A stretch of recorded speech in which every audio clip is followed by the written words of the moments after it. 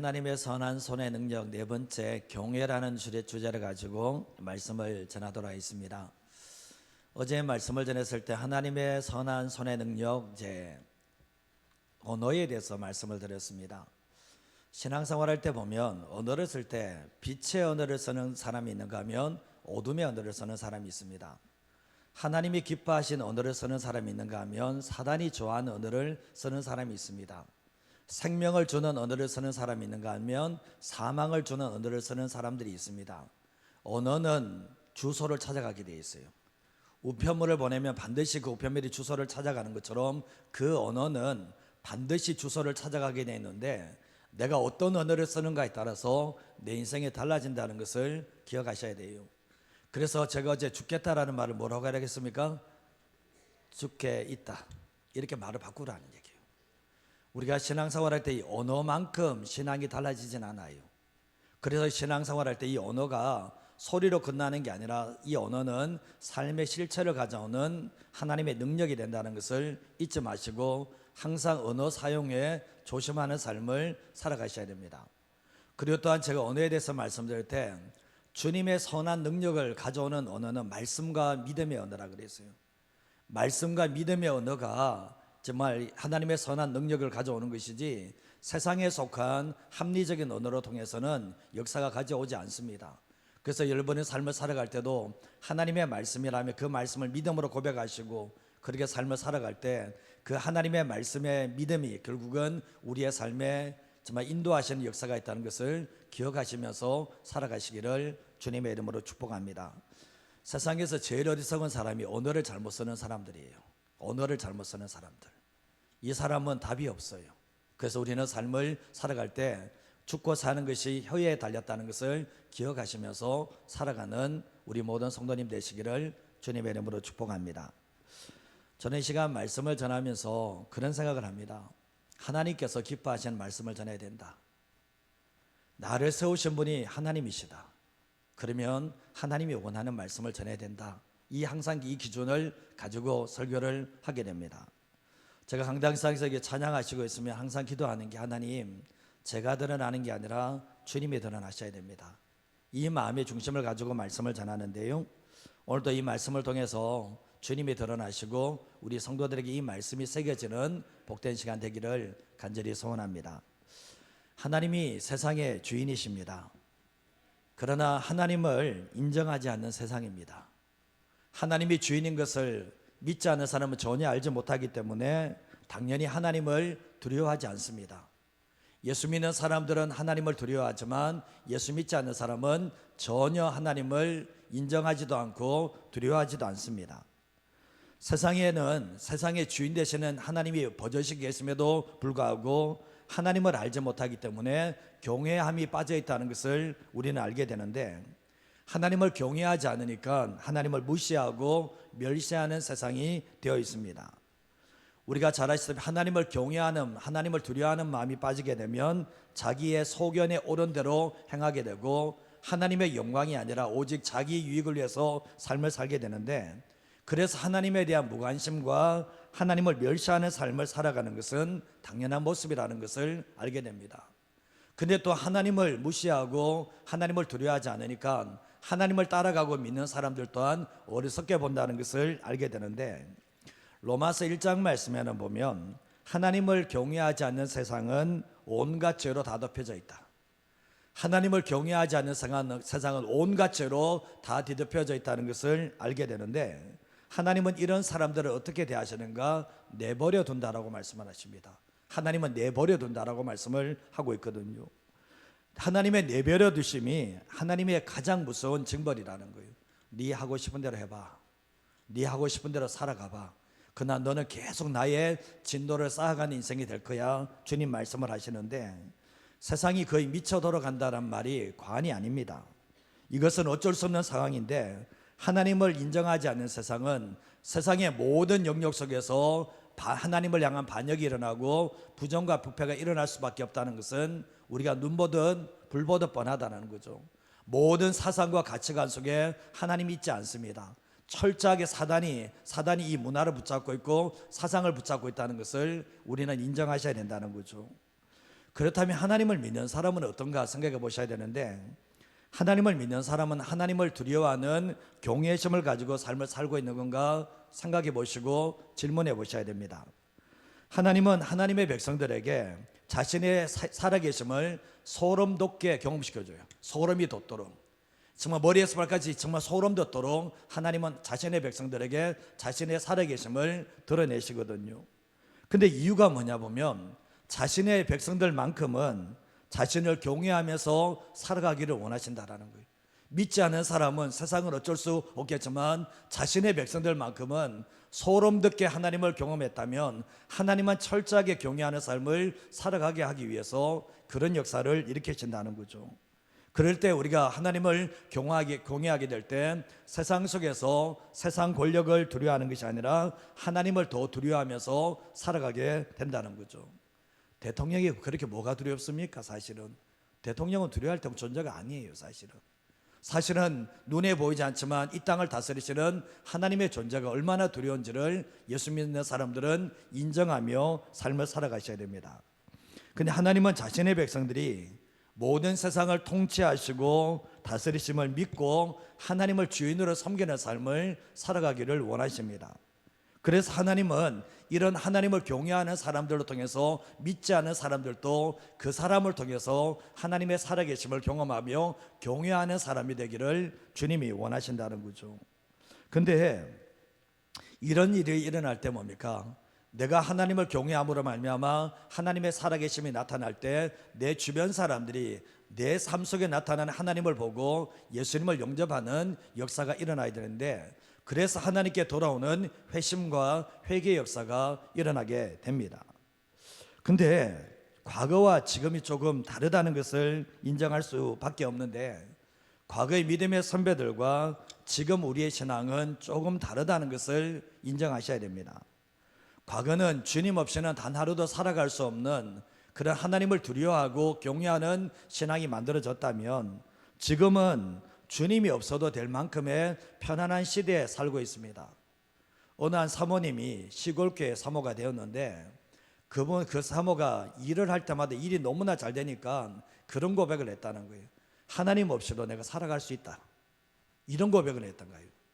삶이 너무나 잘 되고 너무나 형통하니까 하나님 없이도 삶을 살아갈 수도 있다, 이런 마음을 가지게 됐다는 것을 고백을 하는데, 우리가 이런 고백은 하지 않더라도 어느 순간에 보면 내 삶을 보면 하나님이 내 삶에 없어도 내가 그렇게 절박하지 않고 하나님 없어도 내가 단 하루도 살아갈 수 없다는 그런 믿음의 고백을 하지 않는 사람들이 있을 수 있다는 것을 알게 되는데, 과거에는 신앙을 놓쳐버리지 않기 위해서 신앙을 붙들기 위해서 목숨을 걸었다고 하지만 지금은 어떻습니까? 신앙 위해서 목숨 거는 사람들도 보기 힘들고, 그리고 또한 신앙적인 그게 아니라 종교적인 습관을 지키기도 힘든 시대에 살고 있습니다.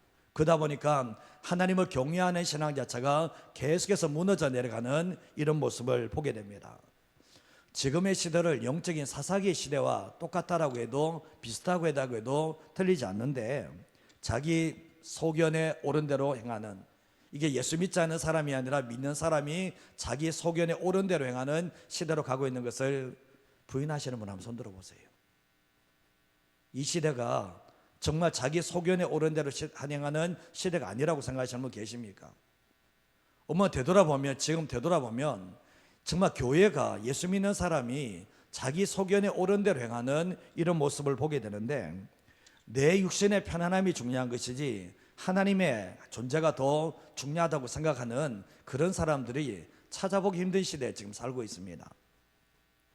우리가 잘 아시다시피 하나님을 믿는다고 말하지만 그 삶을 보면 하나님을 가볍게 대하고, 그 말과 행동을 보게 되면 마치 하나님이 없는 것처럼 행동하는 사람들이 적지 않는 모습을 보게 되거든요.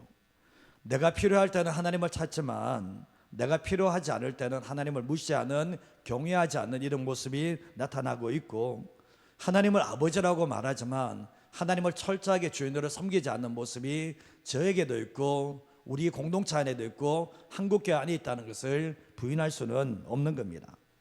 그러다 보니까 하나님의 지시, 하나님의 통제를 받으려고 하지 않습니다.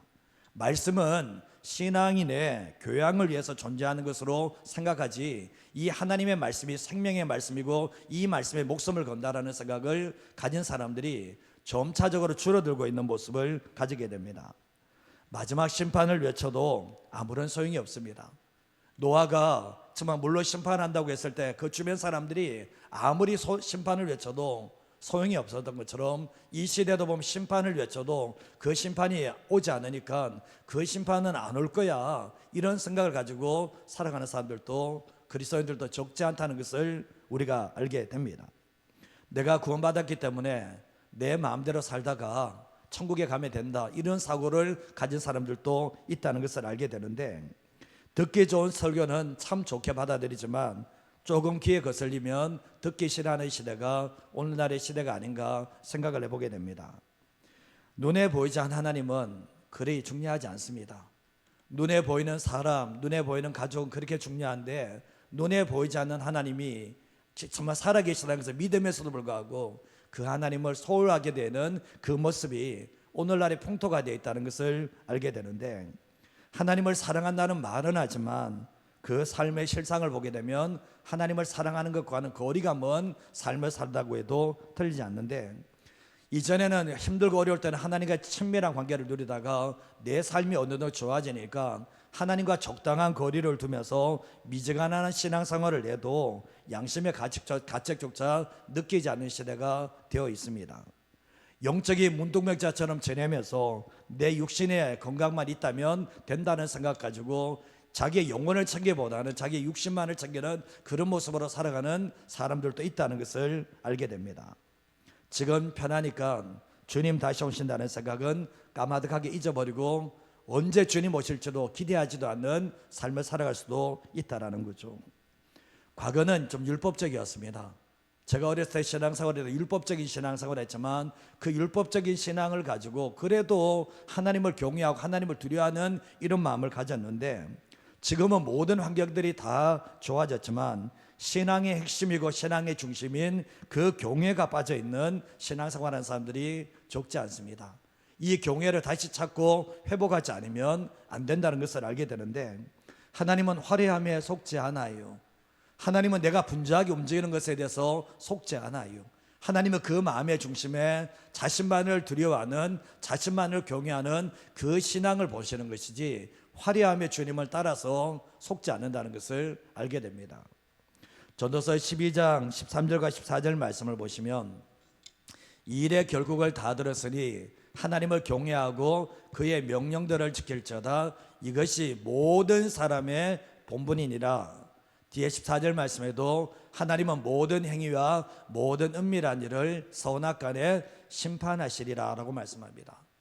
하나님은 심판하시는데 모든 행위, 모든 은밀한 생각, 마음, 모든 삶의 그 모든 것들을 다 심판한다고 말씀을 하시는데, 이 심판하시는 주님을 생각하면 13절 말씀처럼 하나님을 경외하고 그의 명령들을 지키는 삶을 살아갈 수가 있게 되는데, 이 솔로몬이 전도서 말씀을 지었는데, 솔로몬이 이런 삶을 못 살았다 보니까 모든 것을 다 누렸지만 경외를 잃어버린 삶을 살았기 때문에 이 마지막 이 말씀을 하고 있다는 거죠. 하나님을 두려워하고 하나님의 말씀에 순종하는 것이 모든 사람의 마땅히 해야 될 본분이라고 분명히 말씀을 하고 계시라는 거죠. 자, 오늘 말씀 첫 번째로 하시는 게 뭔가 같이 한번 읽어보겠습니다. 경건 생활의 목적은 하나님을 경외함을 배우고 삶에서 체질화하기 위함입니다. 신앙생활, 경건생활 하는 이유가 뭐냐? 눈에 보이지 않는 그 하나님을 경외함을 배우는 것. 그리고 내 삶 속에서 삶을 살아갈 때 내 삶의 현장 속에서 사람들도 보고 환경들이 보는 그 현장 속에서 하나님이 선명하게 보임으로 말미암아 내 삶의 모든 것이 하나님 앞에서 하나님을 두려워하는 경외의 삶을 살기 위해서 우리는 경건 생활을 한다고 해도 틀리지 않습니다. 하나님의 사람의 특징이 있습니다. 구약 성경 말씀도 신약 성경이든 하나님의 사람의 특징은 하나님을 경외한다는 거예요. 하나님의 하나님 되심을 인정하기 때문에 하나님을 두려워하는 경외함을 가진 사람이 하나님께 쓰임받는 사람이 되고 하나님께 인정받는 사람이 되는데, 우리가 예수님을 만나면 모든 사람이 하나님을 경외하는가? 그렇지 않습니다. 이 경외는 저절로 되어지는 것이 아니라 철저하게 배워야 된다는 것을 말씀하는데, 이것이 몸으로 체득될 때까지는 배워야 된다는 것을 알게 되는데, 끊임없이 하나님의 말씀과 끊임없이 내게 주어진 삶에서 경외를 배우는 신앙이 되셔야 된다는 것을 알게 되는 거죠. 이사야 33장 6절 말씀을 같이 한번 읽어보겠습니다. 내 시대에 평안함이 있으며 구원과 지혜와 지식이 풍성할 것이니 여호와를 경외함이 내 보배니라. 세상에 믿지 않는 사람은 눈에 보이는 보배를 얘기하고 있거든요. 그러나 예수 믿는 사람에게는 하나님이 보시는 보배가 뭐냐 보면 여호와를 경외하는 마음이 그 중심에 자리 잡고 있는 사람이 진짜 보배를 가진 사람이라는 거예요. 진짜 하나님이 원하시는 보배로운 존재라는 것을 알게 되는데, 정말 신실하게 주님의 길을 걸어가는 사람은 여호와를 경외하는 것이, 여호와를 두려워하는 것이 내 보배라는 것을 알게 되면서 내 눈에 보이는 것을 빼앗겼다 할지라도 분의 눈에 보이지 않는 내 마음의 중심에 자리 잡고 있는 그 여호와를 경외하는 마음을 빼앗겼지 않는 사람이 끝까지 승리하는 삶을 살아갈 수가 있게 됩니다. 사단이 우리 안에 찾아오면 뭘 뺏는지 아십니까? 하나님을 두려워하는 마음, 경외하는 마음 뺏어 나가버려요. 그러면 삶의 예의 없이 그 사람은 삶의 현장 속에서 여호와를 경외하는 삶을 살아갈 수도 없고 살아내지도 못한다는 것을 저와 여러분은 충분히 알 수가 있습니다.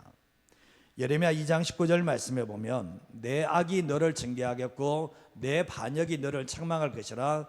그런즉 내 하나님 여호와를 버림과 내 속에 나를 경외함이 없는 것이 뭐라고요? 악이요 고통인 줄 알라. 주 만군의 여호와의 말씀이니라. 정말 우리 안에 여호와를 경외하는 마음이 없는 것이 이게 악이라는 거예요. 이게 고통인 줄 알아야 되는 거예요.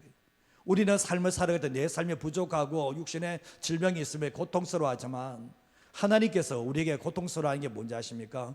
우리 안에 하나님을 경외하는 마음을 그게 없으면 하나님이 고통스러워하신다는 것을 기억하셔야 된다는 거죠. 하나님을 두려워하는 마음이 없으니까 결국은 하나님을 버리는 삶을 살게 된다는 것을 알게 되죠. 디도서 2장 11절과 12절 말씀 같이 한번 읽어보겠습니다.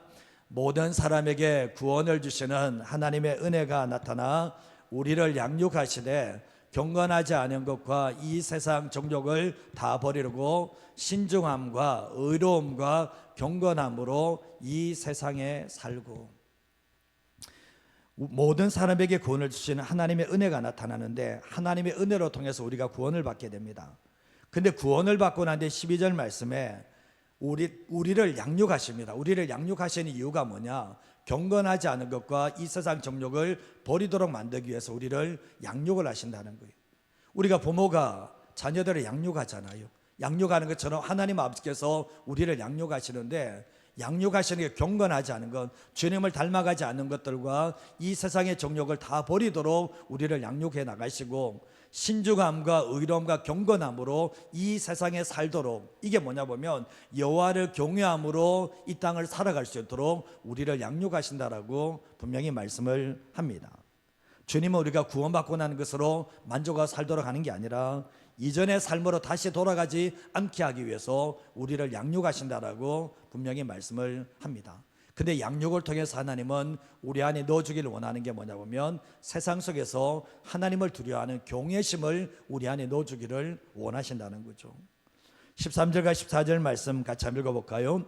복스러운 소망과 우리의 크신 하나님 구주 예수 그리스도의 영광이 나타나심을 기다리게 하셨으니 그가 우리를 대신하여 자신을 주심은 모든 불법에서 우리를 속량하시고 우리를 깨끗하게 하사 선한 일을 열심히 하는 자기 백성이 되게 하려 하심이라. 아멘. 양육을 하셔서 우리가 여호와를 경외하는 사람이 되면 복스러운 소망, 예수 그리스도의 영광이 나타나심을 기다리게 만듭니다.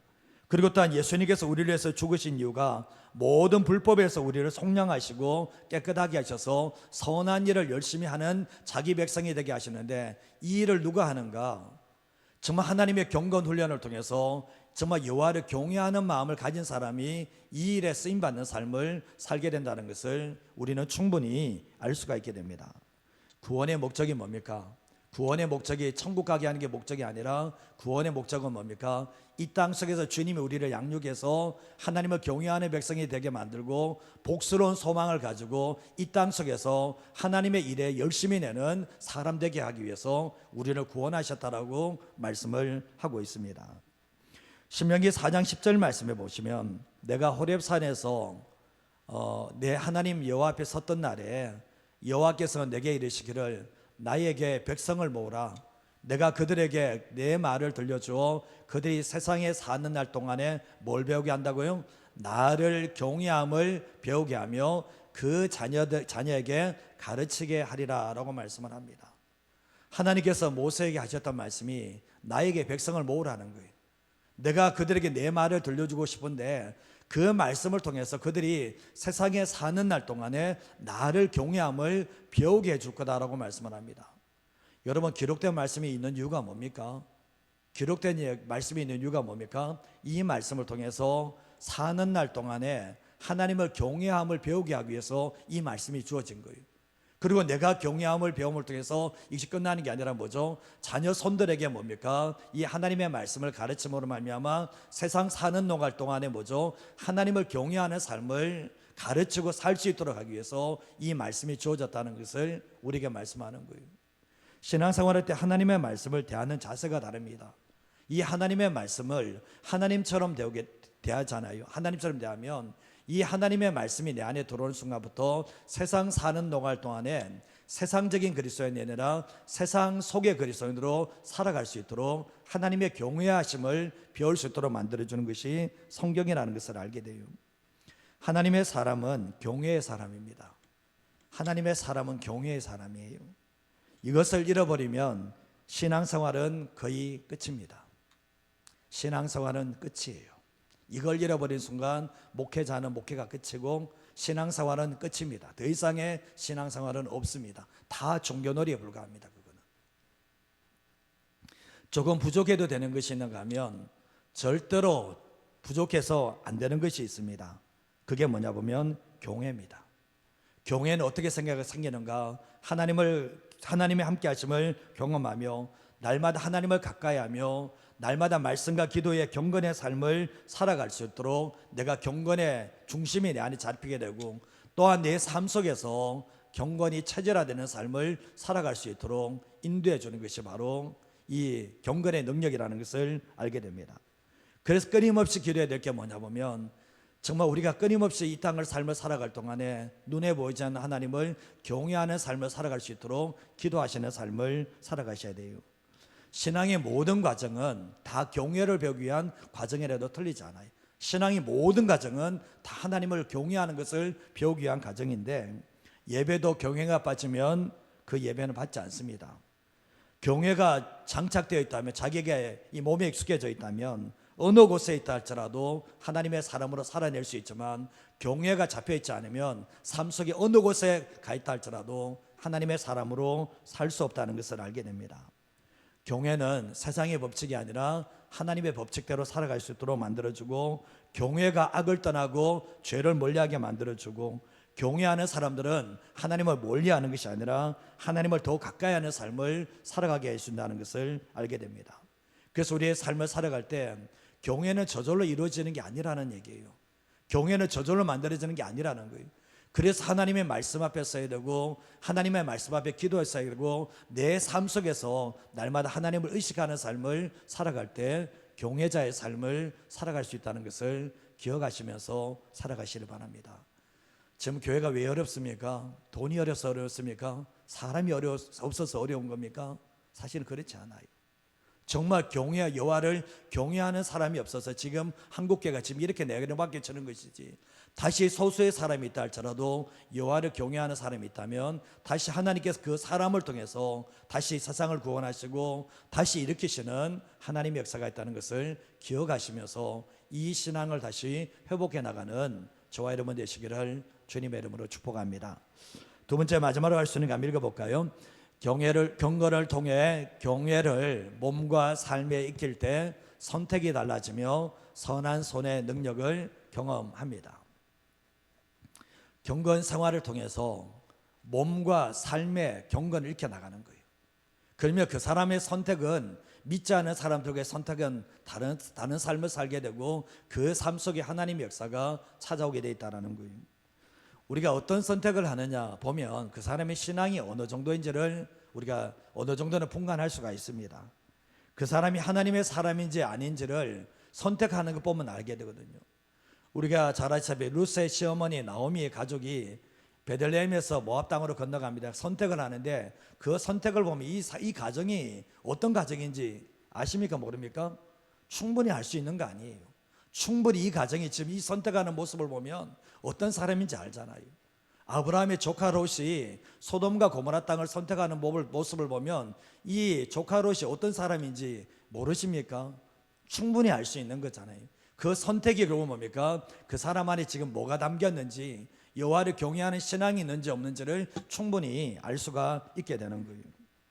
출애굽기 1장 16절과 17절 말씀해 보면 이 바로 왕이 이제 히브리 산파인 시브라 부하에게 말하는 것이, 너희들은 히브리 여인을 위하여 해산을 도울 때 그 자리를 살펴서 아들이면 죽여버리고 딸이면 살려두라, 그렇게 얘기합니다. 그러나 산파들이 누구를 두려워합니까? 바로 왕을 두려워합니까? 아니거나 하나님을 두려워해서 애굽 왕의 명령을 어기고 남자 아기들을 살렸다라고 말씀합니다. 제가 입장 바꿔서 한번 생각해 볼게요. 자, 우리 권사님들이 우리 많이 나오셨는데 여러분이 산파입니다. 이제 왕이 와서, 그 당시 때 왕은 절대 권력 가졌잖아요. 그 왕이 와서 너희들이 남자 아기 태어나면 죽여버리고 여자 아기 태어나면 살려두라면 어떻게 하시겠습니까? 예, 당연하게, 그죠? 살려두죠. 그게 신앙이잖아요. 근데 정말 바로를 두려워하는 게 아니라 누굴 두려워하는 겁니까? 하나님을 두려워해서 하나님을 경외하기 때문에 바로의 명령에 순종하기보다는 하나님의 명령에 순종한 이 선택을 하는 모습을 보게 돼요. 이 선택을 통해서 이 산파들의 마음속에 뭐가 자리 잡혀 있는지를 충분히 알 수가 있게 되는 거거든요. 그래서 1장 20절과 21절 말씀을 같이 한번 읽어보겠습니다. 하나님이 그 산파들에게 은혜를 베푸시니 그 백성은 번성하고 매우 강해지니라. 그 산파들은 하나님을 경외하였으므로 하나님이 그들의 집안을 흥왕하게 하신지라 라고 말씀합니다. 하나님을 경외함으로 말미암아 자기만 잘된 게 아니라 뭐죠? 나라와 민족을, 미래를 살리게 되잖아요. 그리고 또한 하나님께서 산파들이 하나님을 경외하니까 그들의 집안을 누가 복주시는 겁니까? 열심히 해서 복을 받는 거예요? 최선 다해서 복을 받는 거예요? 아니요. 하나님께서 그 집안을 흥왕하게 하시는 하나님의 역사가 있게 되었던 거죠. 오베데돔이라는 사람이 하나님을 경외했을 때 그 가정이 정말 지질이 가난했음에도 불구하고 그 법궤를 가져감으로 말미암아 그 집안이 영적으로도 잘 되고 삶에도 부유하게 하시는 하나님의 역사가 있게 되었거든요. 이사야 66장 2절 말씀, 너무나 중요한 말씀인데 한번 읽어보겠습니다. 나 여호와가 말하노라, 내 손이 이 모든 것을 지었으므로 그들이 생겼나이느니라. 물은 마음이 가난하고 심령에 통회하며 내 말을 듣고 떠는 자 그 사람은 내가 돌보려니와. 경외하는 사람이죠. 마음이 가난하고 심령에 통회함이 있고 주님의 말씀을 듣고 떠는 그 사람은 내가 돌보겠다라고 말씀을 하고 있거든요. 하나님을 경외하는 사람은 내가 직접 돌보겠다는 거예요. 내가 그 사람을 직접 보호하겠다라고 주님의 말씀을 하는 거예요. 세상이 아무리 공격을 해도, 세상이 아무리 그 사람을 죽이려고 해도 하나님의 손 안에 있으면 그 사람은 안전합니다. 하나님께서 내 말을 듣고 떠는 그 사람은 정말 내가 돌보겠다, 그렇게 말씀하는데, 과거의 믿음의 선배들은 말씀을 보고 떨었습니다. 이 말씀을 보고 떨었는데 어느 순간 이제는 우리 한국교회가 어느 순간에 경외함을 잃어버리면서 하나님의 말씀이라 그래도 이제는 듣고도 그냥 흘려버립니다. 그냥 안 들어요. 이게 문제가 되어버린 거예요. 시편 33절에 3편 7절에서 9절 말씀해 보면 여호와의 천사가 주를 경외하는 자를 둘러지치고 그들을 건진다. 천사를 보내서 건지신다는 거예요. 8절 말씀에도 보면 너희는 여호와의 선하심을 맛보아할지어다 그에게 피하는 자는 복이야. 여호와를 경외하는 자가 여호와께 피하게 되는데 그 사람에게 여호와의 선하심을 맛보아 알게 하겠다라고 말씀하죠.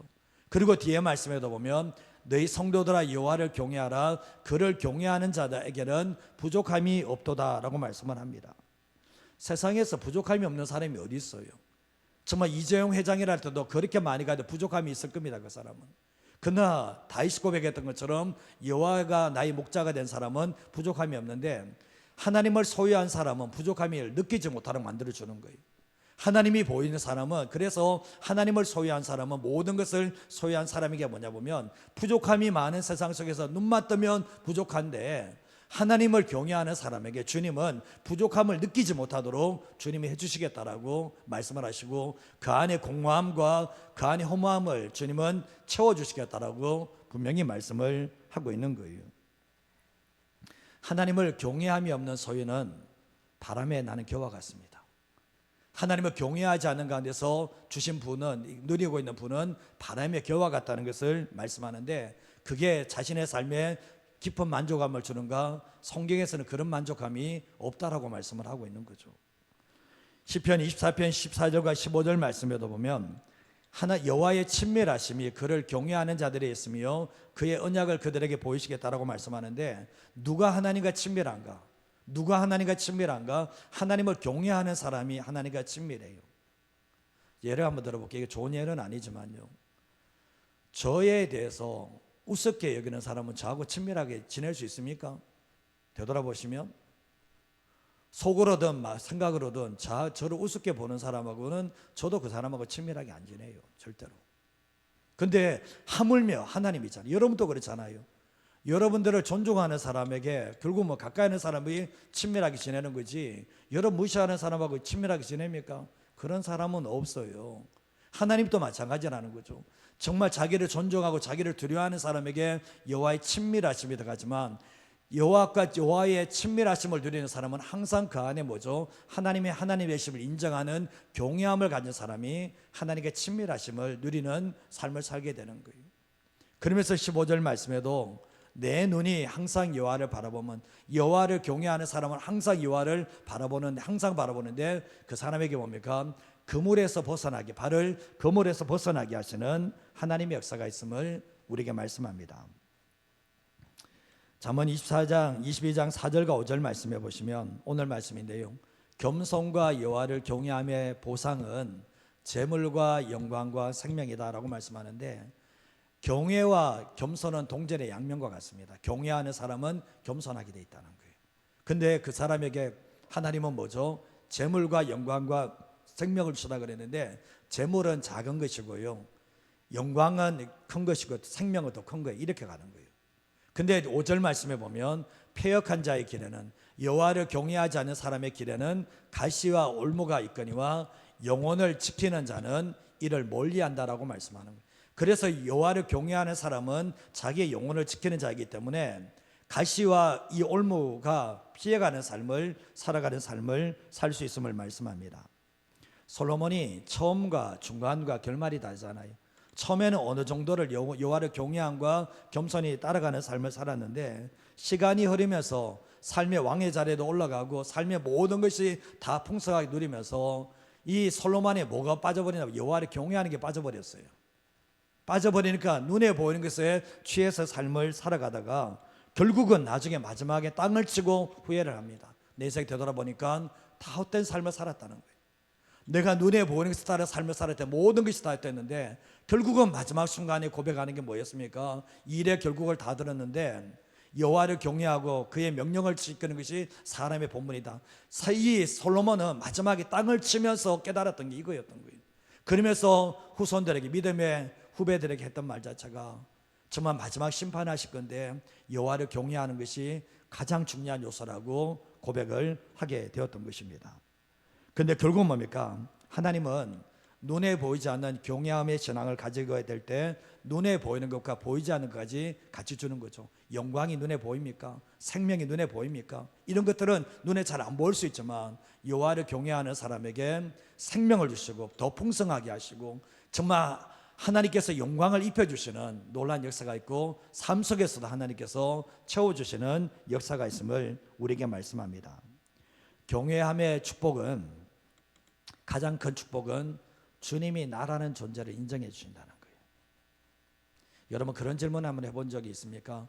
주님 나 인정하십니까? 주님 나 인정하십니까? 한번 질문해 보신 적이 있습니까? 그러면 주님은 우리에게 반드시 알려줘요. 그게 감정으로 옵니다. 한번 물어보시면 나와요. 기도는 녹음기 틀어놓고 하는 게 아니잖아요. 기도는 인격과 인격이 만나는 거잖아요. 여러분 사람과 대화할 때 그 사람의 마음을 읽어내잖아요. 아, 저 사람이 나 존중하네, 읽어내잖아요. 근데 여호와를 경외하는 사람은 그 사람 존재를 인정해 주시는 역사가 있고, 그리고 그 사람을 통해서 주님이 나타나시고 일하시고 영광 받으시는 역사가 있게 됩니다. 그래서 하나님의 선한 손의 능력을 여호와를 경외하는 사람이 누릴 수 있다는 것을 말씀하고 있는 거죠. 마지막 구절입니다. 시편 31편 19절 말씀 같이 한번 읽어보겠습니다.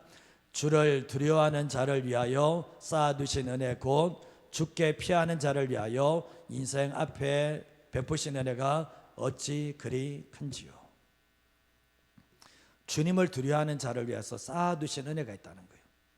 이 쌓아둔 은혜는 그 사람이 필요할 때마다 그 은혜가 내려오는데, 내가 주님을 두려워하는 경외하는 삶을 살지 못한 사람은 쌓아둔 게 없어요. 쌓아둔 게 없어. 그래서 결국 그 삶이 뭡니까? 치열하게 삶을 사는데 광야와 같은 삶을 살게 되어 있어요. 여러분 그렇지 않습니까? 부모님들이 여호와를 경외하는 신앙 가지고 삶을 살다 보면 이게 자녀들에게 쌓여요. 이게 내가 이 땅에 받지 못하면 자녀들에게 쌓이거든요. 그래서 자녀들이 그 모습을 봐요. 부모님이 여호와를 경외하는 신앙이 되면 자녀 손들도 어느 순간에 보면 여호와를 경외하는 신앙으로 바뀌게 되어 있습니다. 아멘 좀 하셔요. 부모가 하나님을 경외하는 모습이 안 나오는데 자녀들은 어디 가서 배웁니까? 그걸. 부모가 하나님을 두려워하는 모습을 안 보이는데 자식들은 어디 가서 그걸 배워요? 그래서 뭐 부모가 하나님을 경외하는 신앙과 삶을 살아내면 하나님께서 쌓아두신 은혜 계속해서 쌓아두세요. 쌓아두세요 그걸. 그래서 자식들이 정말 하나님의 은혜를 받고 자식이 하나님을 경외하는 소절을 나아갈 때 그 쌓였던 모든 것들이 내려오게 하시는 하나님의 역사가 있음을 우리에게 말씀하고 있는 거예요. 교회는 여호와를 경외하는 사람이 많아야지 교회가 교회다워질 수 있습니다. 그럴 때 하나님을 인정하게 되고 하나님을 따라가게 되어 있거든요. 그래서 우리 안에 기도하실 때도 정말 내 안에 정말 하나님을 경외하는 그 마음이 있는가? 내가 사람의 말 한마디에 좌지우지하는 사람인가, 아니면 내가 하나님을 경외하는 사람인가 생각해 보셔야 돼요. 이 마음이 없으면 자꾸 사람이 두려운 거거든요. 여러분 남편이 두렵습니까? 주님이 두렵습니까? 삶의 모습은 남편이 두려워요? 주님이 두려워요? 되돌아보시오. 자식이 두렵습니까? 하나님이 두렵습니까? 되돌아보십시오. 내 주변 사람, 직장 상사가 두렵습니까? 하나님이 두렵습니까? 한번 질문해 보세요. 내가 진짜 누구를 두려워하며 삶을 살고 있는가? 내 삶의 현장 속에서 하나님이 눈에 보이십니까? 그 보이지 않는 그 주님이 눈에 보이신다면 하나님을 경외하는 삶을 살겠죠. 하나님 앞에서 말하고 하나님 앞에서 행동하는 삶을 살겠죠. 그게 신앙이라는 거죠. 그래서 이런 사람들은 아무도 없어도, 정말 주변에 사람이 아무도 없어도 혼자서라도 하나님을 경외하는 삶을 살아갈 수 있는 사람이 될 수가 있습니다. 오늘 이 말씀 기억하시면서 경건 생활의 목적은 이렇게 새벽에 오는 이유 중에 하나가 뭐냐? 경건함을 배우고 삶에 체질되기 위해서 모이는 것이고, 또한 더 나아가서 우리의 삶에 경건을 통해서 경외를 몸과 삶에 익히게 될 때 선택이 달라진다는 것, 선택이 달라진다는 기억하시고 하나님의 선한 손의 능력이 있다는 것을 기억하시면서 살아가는 오늘의 삶이 되시고 우리의 인생이 되시기를 주님의 이름으로 축복드립니다.